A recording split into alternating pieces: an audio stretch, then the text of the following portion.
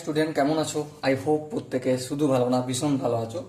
স্ক্রিনের ওপর একটা প্রশ্ন দেখা যাচ্ছে, তাই না?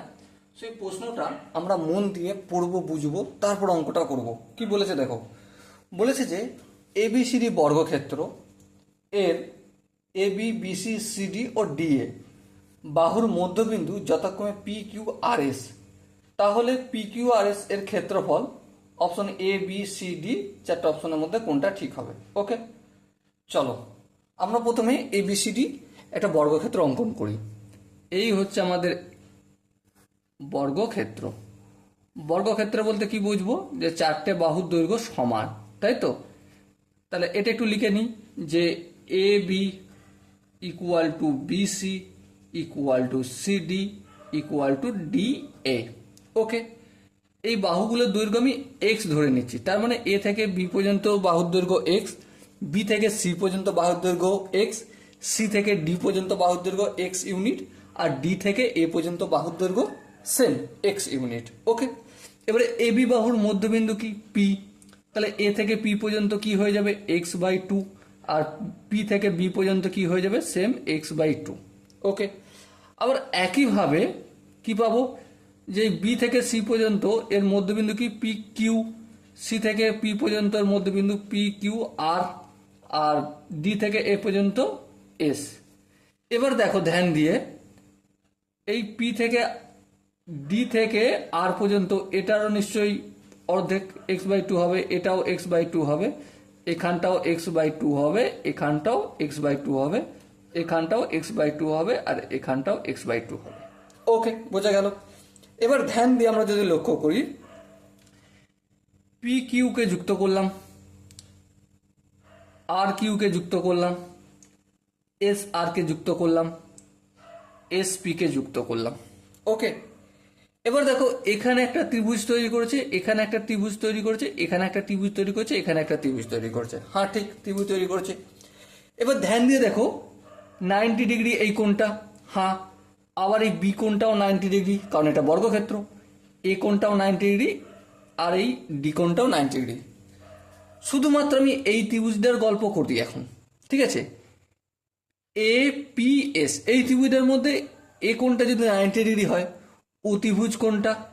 পি এসটা অতিভুজ, হ্যাঁ। সো আমরা কি জানি? অতিভুজের স্কোয়ার ইকুয়াল টু লম্ব স্কোয়ার প্লাস ভূমি স্কোয়ার। তাহলে অতিভুজ ইকুয়াল টু কি?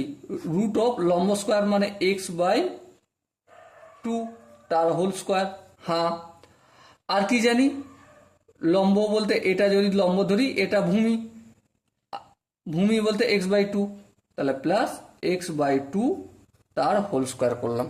ওকে, এখানটা আশা করি প্রত্যেকের বোঝা গেছে। এবার দেখো under root of x square by four plus x square by four হলো, হ্যাঁ ঠিক। আবার একইভাবে দেখো under root of two into x square by four হবে যোগ করলে, হ্যাঁ। দুই একে দুই, দুই দুগুণে চার, হ্যাঁ ঠিক আছে, কোনো অসুবিধা নেই। তার মানে কি পেলাম? এক্স বাই রুট টু, হ্যাঁ ঠিক। তাহলে পি এস এর ভ্যালু কি পেলাম আমি? এক্স বাই রুট টু পেলাম। এবার দেখো পি কিউটা যদি নির্ণয় করি, সেখানেও ভূমি এক্স বাই টু, লম্ব এক্স বাই টু, হ্যাঁ। তার মানে সেখানেও সেম ভ্যালু পাবো, তাহলে পি কিউটা ইকুয়াল হবে। আবার একইভাবে দেখো কিউ আর, সেটাও একই হবে, আর একইভাবে আর এসটাও ইকুয়াল হবে। তাহলে এমন একটা চতুর্ভুজ পেলাম যার সংলগ্ন বাহুগুলো সমান। তাহলে সেটা কি ধরনের? কি ধরনের চতুর্ভুজ? তাহলে পি কিউ আর এস একটি কি বলো বলো? রম্বস। কি পেলাম? রম্বস। এবার রম্বসের ক্ষেত্রফল সমান কি জানি? রম্বসের ক্ষেত্রফল সমান জানি হাফ ইন্টু কর্ণদ্বয়ের গুণফল। কি বললাম? কর্ণদ্বয়ের গুণফল। বেশ, এবার দেখো হাফ লিখলাম। কর্ণ বলতে কোনটা? একটা কর্ণ হচ্ছে পি আর। আচ্ছা, পি আর এর দৈর্ঘ্যটা কোনটা? পি আর এর দৈর্ঘ্য অবশ্যই বিসি এর দৈর্ঘ্য সমান, তার মানে বিসি এর দৈর্ঘ্য এক্স। দেখো এখানে ধরে নিচ্ছি বিসি, তাহলে ইন্টু এক্স লিখলাম। বেশ, ইন্টু আরেকটা কর্ণ কি? S Q. এস কিউ বলতে কোনটা? ডিসি বা এ বি এর দৈর্ঘ্য সমান, সেটাও কি এক্স। এই এক্স লিখলাম। সো আলটিমেট কি পেলাম? এক্স স্কোয়ার বাই টু পেলাম। ওকে, একটা কর্ণ এই রম্বসটার ক্ষেত্রফল আমরা পেলাম।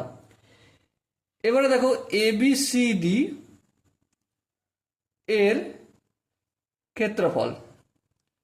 আচ্ছা ABCD কি? বর্গক্ষেত্রের ক্ষেত্রফল মানে কি? X square. তাহলে দেখো আমি যদি একটু হিসেব করে দেখি, এখানটায় এক্স স্কোয়ার না লিখে 1/2 ইন্টু এক্স স্কোয়ার লিখলে কোনো অসুবিধা রয়েছে? না, কোনো অসুবিধা নেই। আবার এখানটা দেখো হাফ অফ এক্স স্কোয়ার যদি না লিখি, ABCD এর ক্ষেত্রফল লিখি, তাহলেও কোনো অসুবিধা রয়েছে? না, ABCD এর ক্ষেত্রফল। বেশ, তার মানে কি PQRS এর ক্ষেত্রফল ABCD এর ক্ষেত্রফলের অর্ধেক। হ্যাঁ ঠিক। তাহলে দেখো এখানে কোন অপশনটা ম্যাচ করছে এর সাথে? দেখো অপশন বিটা দেখো, ABCD এর ক্ষেত্রফলের অর্ধেক হবে PQRS এর ক্ষেত্রফল। Okay, so option B is the right answer. So dear student, I hope এই কোশ্চেনের টোটাল কনসেপ্টটা তোমাদের বোঝা গেছে। যদি কোনো জায়গায় বুঝতে অসুবিধা থাকে, ডাউট থাকে, কনফিউশন থাকে, তার জন্য কি করতে হবে? কমেন্টে জানাতে হবে। ওকে, আর এতদূর যেহেতু তুমি ভিডিওটা দেখেছো, তাহলে একটা সাবস্ক্রাইব তোমার কাছ থেকে আশা করি। ওকে, সো দেখা হচ্ছে পরবর্তী সেশনে। ততক্ষণ পর্যন্ত ভালো থেকো, সুস্থ থেকো এবং জয় হিন্দ।